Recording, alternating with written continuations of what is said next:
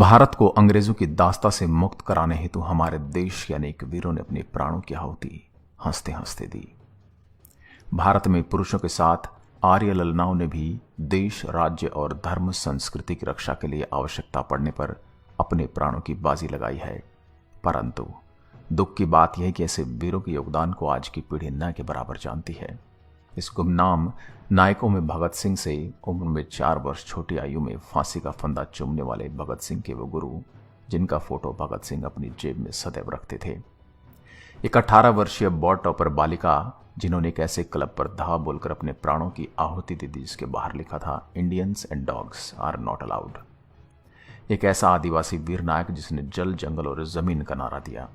1857 का 80 वर्षीय वह नायक जिसने कई बार अंग्रेजों को हराया पर कभी जिंदा पकड़ा नहीं गया। ऐसा न जाने कितने गुमनाम वीर योद्धाओं की साहसिक गाथाएं इतिहास में समुचित स्थान नहीं पा सकी। हमेशा इतिहासकारों ने अपनी कलम से वंचित और अछूता रखा। भारत की पूर्वाग्रही लेखनी ने देश के बहुत से त्यागी, बलिदानियों, शहीदों और देश के लिए अपना सर्वस्व न्यौछावर करने वाली वीर वीरांगनाओं को भारत के स्वतंत्रता संग्राम के इतिहास की पुस्तकों में उचित सम्मानपूर्ण स्थान नहीं दिया। परंतु आज भी इन वीर वीरांगनाओं की शौर्यपूर्ण गाथाएं भारत की पवित्र भूमि पर गूंजती हैं और उनका शौर्यपूर्ण जीवन प्रत्येक भारतीय के जीवन को मार्गदर्शित करता है। ऐसे ही 1857 के प्रथम स्वतंत्रता संग्राम की एक वीरांगना का नाम अवंतीबाई लोधी, जिनके योगदान को इतिहासकारों ने कोई अहम स्थान न देकर उनके साथ अन्याय किया है। आज देश में बहुत से लोग हैं जो उनके बारे में नहीं जानते हैं, लेकिन इनका योगदान भी 1857 के स्वाधीनता संग्राम की अग्रणी नेता वीरांगना रानी लक्ष्मीबाई से कम नहीं है। वीरांगना अवंतीबाई जितने सम्मान की हकदार थी, वास्तव में उनको उतना सम्मान नहीं मिला। वीरांगना अवंतीबाई लोधी के अंग्रेजी शासन के विरुद्ध संघर्ष एवं बलिदान से संबंधित ऐतिहासिक जानकारी समकालीन सरकारी पत्राचार, कागजातों में जिला गजेटियरों में बिखरी पड़ी हैं। इन ऐतिहासिक समकालीन सरकारी समाचार पत्र, कागजातों में जिला गजेटियरों का संकलन और ऐतिहासिक विवेचना समय की मांग है। देश के केंद्र और मध्य प्रदेश सरकार को एक ऐतिहासिक जानकारी और सामग्री का संकलन करना चाहिए और उसकी व्याख्या आज के इतिहासकारों को करनी चाहिए। रानी अवंतीबाई लोधी का जन्म 16 अगस्त 1831 में हुआ था। रानी अवंतीबाई के पिता राव जुझार सिंह सिवनी जिले के मनकेहड़ी के जागीरदार थे। रानी अवंतीबाई का विवाह कम उम्र में ही रामगढ़ के राजा विक्रमाजीत के साथ कर दिया गया था। विक्रमाजीत बहुत योग्य और कुशल शासक थे, किंतु अत्यधिक धार्मिक प्रवृत्ति के होने के कारण वह राजकाज में कम, सत्संग एवं धार्मिक कार्यों में अधिक समय देते थे। उनके 2 पुत्र हुए, शेर सिंह और अमान सिंह। कम उम्र में ही पति स्वर्गवासी हुए तो राज्य का कार्यभार रानी अवंतीबाई के कंधों पर आ गया। अवंतीबाई द्वारा राजकाज करने का समाचार पाकर गोरी सरकार ने 13 सितंबर 1851 को रामगढ़ राज्य को कोर्ट ऑफ वाइस के अधीन कर राज्य प्रबंध के लिए एक तहसीलदार नियुक्त कर दिया।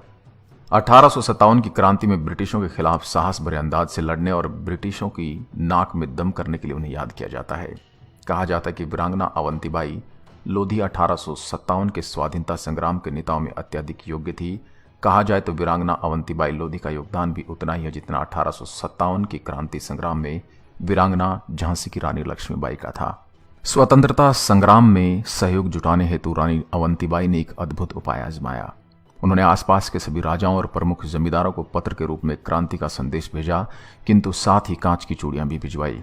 उस चिट्ठी में लिखा था, देश की रक्षा करने के लिए तो कमर को सुया चूड़ी पहनकर घर में बैठो। तुम्हें धर्म ईमान की सौगंध जो इस कागज का सही पता बैरी को दिया। देशभक्त राजाओं और जमींदारों की अस्मिता और स्वाभिमानता को ललकारने वाला यह आह्वान जबरदस्त असर लेकर आया। रानी के साहस और शौर्य की सराहना करते हुए बुंदेलखंड के अधिकांश राजाओं ने उनकी योजना अनुसार अंग्रेजों के खिलाफ विद्रोह का झंडा खड़ा कर दिया। जगह जगह गुप्त सभाएं हुई, सर्वत्र क्रांति की ज्वाला फैल गई। रानी ने अपने राज्य से कोर्ट ऑफ वार्ड्स के अधिकारियों को भगा दिया और राज्य एवं क्रांति की बागडोर अपने हाथों में ले ली। महारानी अवंतीबाई लोधी ने सन 1857 के स्वतंत्रता संग्राम में अंग्रेजों से खुलकर लोहा लिया था और अंत में भारत की स्वतंत्रता के लिए अपने जीवन की आहुति दे दी थी।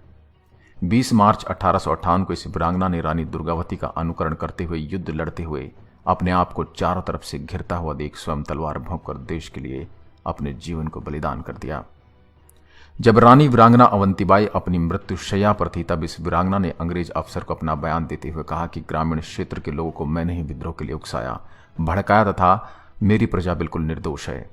ऐसा कर वीरांगना अवंतीबाई लोधी ने हजारों लोगों को फांसी और अंग्रेजों के अमानवीय व्यवहार से बचा लिया।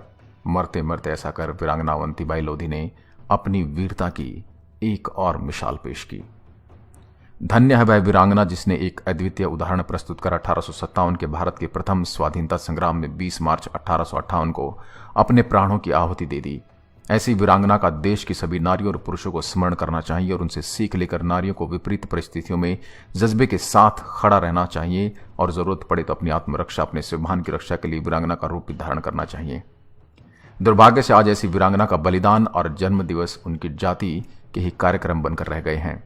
वीरांगना अवंतीबाई किसी जाति विशेष के उत्थान के लिए नहीं लड़ी थी, बल्कि वह तो अंग्रेजों से अपने देश की स्वतंत्रता और हक के लिए लड़ी थी। निसंदेह वीरांगना अवंतीबाई का व्यक्तिगत जीवन जितना पवित्र, संघर्षशील तथा निष्कलंक था, उनकी मृत्यु भी उतनी ही विरोचित थी। धन्य वह वीरांगना जिसने एक अद्वितीय उदाहरण प्रस्तुत कर 1857 के भारत के प्रथम स्वाधीनता संग्राम में 20 मार्च 1858 को अपने प्राणों की आहुति दे दी। 20 मार्च 1920 को ऐसी आर्य वीरांगना के 162वें बलिदान दिवस पर उनको शत शत नमन करता है और उनको श्रद्धांजलि देते हैं। आशा करता हूं हमारी आज की यह वीर गाथा आपको पसंद आई होगी। ऐसी अन्य गाथाओं के लिए आप हमारे चैनल शब्दबाण को लाइक करें, शेयर करें, सब्सक्राइब करें और अपने सुझाव हमें कमेंट बॉक्स में जरूर दें। एक बार फिर आपसे मुलाकात होगी एक और ऐसे ही वीर गाथा और ऐतिहासिक किस्से के साथ। तब तक के लिए नमस्कार। जय हिंद, जय भारत।